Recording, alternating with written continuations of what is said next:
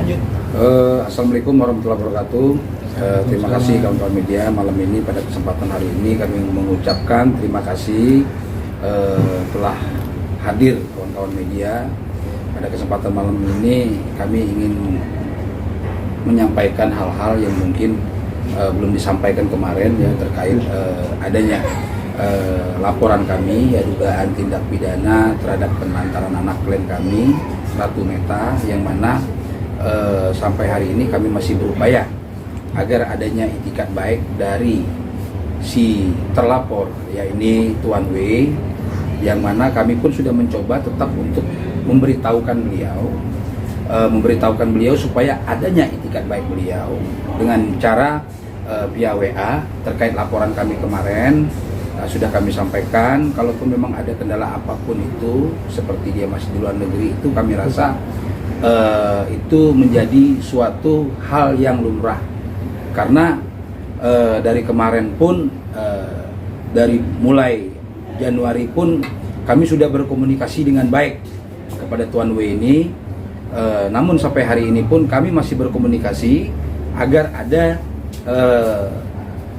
itikat baik beliau terhadap klien kami, yang mana Ibu Ratu Meta sendiri sampai hari ini masih menunggu kepastian beliau untuk menyelesaikan mengenai masalah nafkah anak beliau ini belum terselesaikan. Itu mungkin nanti ada tambahan dari klien kami untuk menyampaikan apa seperti apa, mungkin silakan, saya persilakan dulu, nanti kita sambil jalan aja. Jadi kalau dari dulu sebetulnya kita tuh kalau saya tuh nggak pernah yang nggak ngizinin dari pihak keluarga mantan suami untuk melihat gitu loh anak saya Jasmine.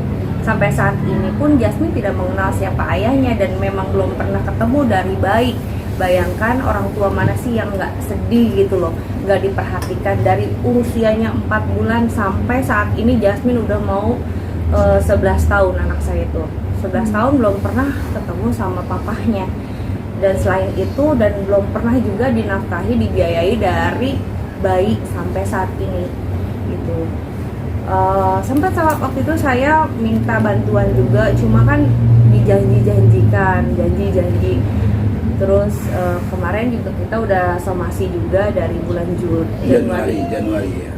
Januari awal somasi pertama. Terus kita ada chat-chat juga ya Bang.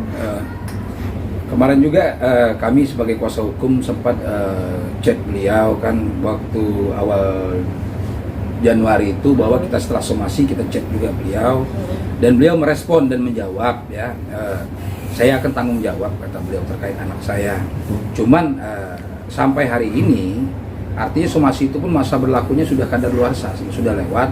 Makanya kemarin kami memberanikan diri menghadiri ke SPK Polda Metro Jaya dengan adanya membuat laporan kemarin itu. Kami buatlah laporan polisi ini agar Tuan W ini bisa keluar, maksud kami bisa duduk bareng, duduk bersama kami gitu loh, seperti apa maunya. Ini kalau ada kendala apa, ada pihak ketiga atau apa, harusnya ayo, apa masalahnya, seperti apa. Kita ingin di sini mengklirkan masalah ini, masalah anak lubuk hati beliau. Kita bicara bukan masalah karena ada saya sebagai lawyer, dia berkeberatan kan. Jangan seperti itulah. Saya di sini di tengah-tengah untuk menyelesaikan masalah ini. Agar ada penyelesaian, agar bisa terselesaikan masalah ini. Kalau bicara tidak mampu, terus tidak mampu dan terlalu berat menurut beliau masalah ini, ya kami rasa nggak mungkin, karena kan dia emang kerjanya outsourcing, jadi perusahaan di luar asing, jadi selalu alasannya itu di Singapura, nanti besoknya ke Mesir, nanti besok ke sini ke sana gitu loh. Masa iya, coba dibayangkan kalau misalkan saya pikir nggak mampu, dibilang katanya nggak mampu untuk membiayai anak saya kalau harus sebesar itu. Ya maksudnya kemana aja sih dari dulu, kok baru sekarang gitu, kenapa yang harus kita yang rame-rame seperti ini. Jujur saya juga agak malu ya untuk seperti ini, nanti dikira orang sensasi atau gimana. Cuma kan dari pihak keluarga sana selalu tuh menghindar terus gitu. Terus saya harus nyari kemana lagi. Nah tadi aja saya sempat WA, dia masih di Singapura, baru 2 minggu di Singapura. Coba kalau misalkan dia bilang baru 2 minggu, berarti kan kemarin sempat pulang di Indonesia dong gitu kan. seharusnya ada itikad untuk ketemu saya atau lawyer saya atau ketemu Jasmine lah setidaknya. Ini nggak ada sama sekali, makanya agak sedikit berat loh gitu loh. Seorang ibu, saya kan biayain anak ya dari zaman dulu waktu masih bayi itu wajar sih, tapi kan alangkah baiknya ada ayahnya. Kemana sih nih ayahnya gitu loh. Sementara saya kalau ditanya sama teman-teman atau siapapun kan ada papinya, ya papinya ya ada, sampai saat ini belum pernah ketemu sama anak saya, bahkan membiayai pun belum pernah gitu loh. Ya sebenarnya kami sebagai kuasa hukum pun miris sekali ya. Ini sebenarnya KPAI pun harus melihat ini, Komisi Pelindungan Anak Indonesia. Ini ada anak yang ditinggalin dari umur 4 bulan ya. 4 bulan sampai hari ini tidak pernah dilihat sama orang tua kandungnya, ayahnya, bapaknya, papanya, papinya, dalam hal ini kakeknya, neneknya. Aduh, kita miris sekali, sedih ya. Kita pun punya anak ya. Anak itu buah hati kita. Masalah kita sebagai seorang ayah tidak terketuk kepeduliannya. Jangan gara-gara ada orang ketiga yang membuat dia nggak berani untuk melihat anaknya. Iya, seharusnya ada yang mengingatkan lah. Ayolah. Terkecuali mungkin kalau misalkan papinya Jasmine, anak saya, kalau nggak tahu misalkan atau siapa istrinya atau siapanya gitu. Kalau belum Ya kalau memang awal pernikahan mereka nggak juga tahu. kan nggak tahu ya wajar. Ini kan memang dia juga dulunya gitu. duda, artinya dia punya anak loh. Iya, sebelum tahu. pernikahan yang sekarang ya, maksudnya seperti itu. Janganlah dilarang Tuan W ini untuk melihat anaknya, kalaupun itu memang terjadi misalnya. Ini kan baru dugaan kami. Terus juga ini kan tanggung jawab moral seorang ayah itu kan jelas. Di mana dalam Perasa Undang-Undang 23 tahun 2004 pun jelas terkandung makna dari tersirat maupun tersurat dari undang-undang tersebut, menyatakan bahwa menjadi suatu kewajiban kita sebagai orang tua memberikan nafkah lahir dan batin kepada istri dan anaknya, kalaupun itu memang sudah dalam pernikahan dia yang sekarang, termasuk juga dengan anaknya yang sebelumnya. Ini menjadi tanggung jawab dia sebagai orang tua, karena bagaimanapun dia adalah ayah kandung dari anak klien kami. Makanya kami mengingatkan Tuan W ini, sebelum ini ranahnya makin dalam, makin runcing nantinya, karena kita akan berproses terus. Kami masih memberikan pintu kesempatan untuk beliau untuk segera menyelesaikan persoalan ini. Kenapa kami undang teman-teman media malam ini? Supaya agar beliau juga paham, oh ini memang serius. Kalau kami tidak serius, dari kemarin kami biarkan masalah ini. Karena keseriusan kami inilah kami mengajak dari keluarga Tuan W, kakeknya, neneknya, ataupun Tuan W sendiri, ayolah segera kita selesaikan ini masalah. Ini kan masalah anak kandungnya. Kita bicara dari hati ke hati. Jangan tersinggung dengan adanya kehadiran saya. Saya minta tolong di sini, Tuan W. Jangan tersinggung gara-gara saya pakai lawyer. Klien saya pakai lawyer, jangan tersinggung begini. Saya tidak ada sok-sok jagoan, tidak. Saya ingin menyelesaikan masalah ini. Jangan sampai konflik ini berlarut. Sedih, saya miris saya lihat ini kasus ini.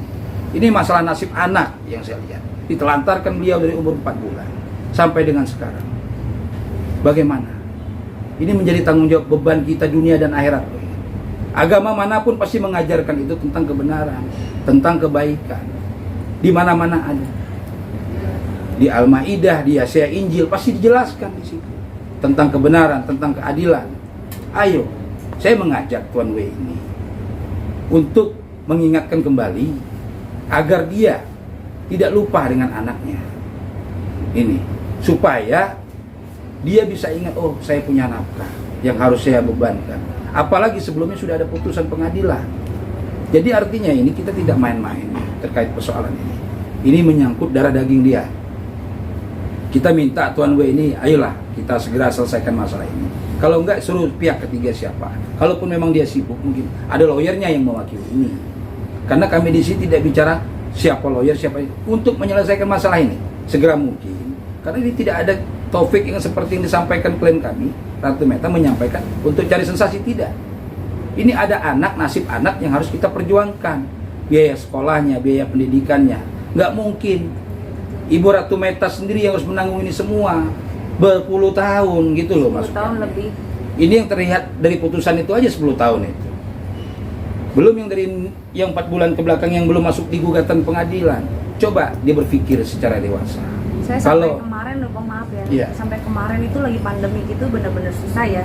Bahkan nggak saya aja, bahkan semua orang itu mengalami hal yang sama. Apalagi seperti saya, anak harus tetap walaupun dia sekolah online harus dibiayai ya, biayain untuk sekolahnya, tetap kita bayar sekolahnya.